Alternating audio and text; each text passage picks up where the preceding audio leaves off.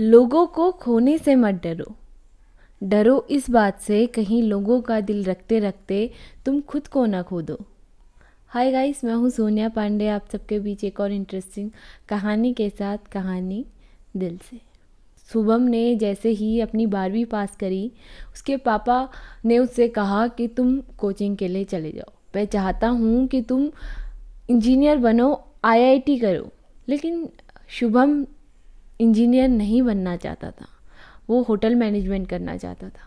लेकिन उसके पापा चाहते थे कि वो अपना फ्यूचर सिक्योर करे, एक इंजीनियर बने और अपनी लाइफ सेट करे।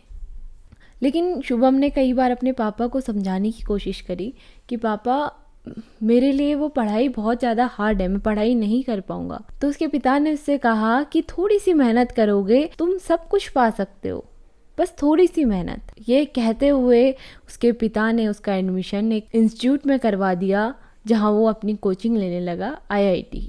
कुछ दिन बीते, शुभम को पढ़ाई बहुत ज़्यादा हार्ड लगने लगी। उसको 10 के मैथ्स के सवाल नहीं आते थे, वो कैसे आईआईटी क्रैक करता। उसने लेकिन अपना 100% दिया, रात रात को जाग जाग कर उसने एग्ज़ाम्स की तैयारी करी। लेकिन हमेशा वो एग्ज़ाम में सबसे पीछे आता था।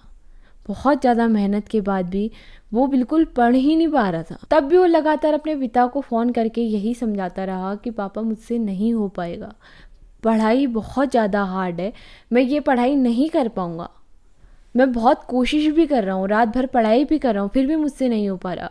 लेकिन उसके पिता उसकी बात अनसुनी करके उससे बस यही कहते थे कि शायद तुम्हारी मेहनत में कुछ कमी हो रही होगी, तो तुम मेहनत करो और तुम ज़रूर आईआईटी क्रैक कर लोगे। जब लगातार शुभम के पिता उससे यही कहते गए, तो शुभम के मन में बहुत ही बुरे बुरे ख्याल आने लगे। शुभम ने कई बार सोचा कि मैं मर जाऊं, मुझसे पढ़ाई नहीं हो पाएगी और मेरे पापा समझ नहीं रहे हैं। कुछ दिनों बाद उसको क्लास में कुछ लड़के मिले। वो क्लास में आपस में फ्रेंड्स बन गए थे, उनकी दोस्ती थोड़ी बहुत होने लगी थी। लेकिन उसके दोस्त बहुत ज़्यादा नशेड़ी थे। शुभम को भी धीरे धीरे नशे की आदत लगने लगी।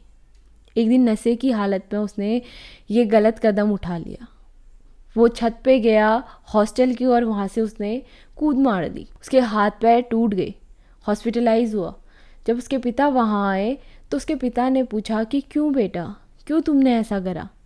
तो उसने अपने पिता से कहा कि जब आप मेरी बातें सुनना ही नहीं चाहते, मैं अपना दुख किसको बताऊं। तो उसके पिता ने कहा कि अगर तुम ही नहीं रहोगे बेटा, मैं तुम्हारे सिक्योर फ्यूचर का क्या करूँगा। मुझे नहीं चाहिए तुम्हारा सिक्योर फ्यूचर, मुझे वो चाहिए जिसमें तुम्हें खुशी मिलती है। अगर बेटा ही नहीं रहेगा तो मैं क्या करूँगा। ये कहते हुए उसके पिता ने उससे माफ़ी मांगी। कुछ दिनों बाद एक अच्छे होटल मैनेजमेंट के कॉलेज में उसका एडमिशन करवाया। कुछ समय बाद उसने अपना एक बहुत ही अच्छा रेस्टोरेंट खोला और आगे जाके उसने बहुत ज़्यादा अचीवमेंट हासिल करी अपनी लाइफ में। शायद उसके पिता ने उसे पहले से सपोर्ट किया होता तो वो दिन नहीं आता, लेकिन उसके पिता बाद में संभल गए। शुभम के पिता को ये बात पता चल गई थी कि मेरे बेटे की खुशी किस में है, मेरा बेटा क्या चाहता है। उसके पिता भी गलत नहीं थे, वो तो बस अपने बेटे के लिए एक सिक्योर फ्यूचर तलाश रहे थे। अक्सर होता क्या है, हम अपनी इच्छाएं बच्चों पे डालते हैं या किसी दूसरे पे डालते हैं, लेकिन वो गलत है। अगर हम उनकी इच्छा से उन्हें काम करने देंगे, वो उस फील्ड में ज़्यादा अचीवमेंट हासिल करेंगे, बजाय इसके जो हम उन पे थोपें। तो गाइस, यही थी मेरी आज की छोटी सी कहानी। आपको ये कहानी कैसी लगी मुझे कमेंट करके ज़रूर बताइए। अगर आपको ये कहानी अच्छी लगी तो प्लीज़ इस वीडियो को लाइक कीजिए, शेयर कीजिए और कमेंट ज़रूर कीजिए। अगर आप ये वीडियो यूट्यूब पे देख रहे हैं तो चैनल को सब्सक्राइब करना मत भूलिए।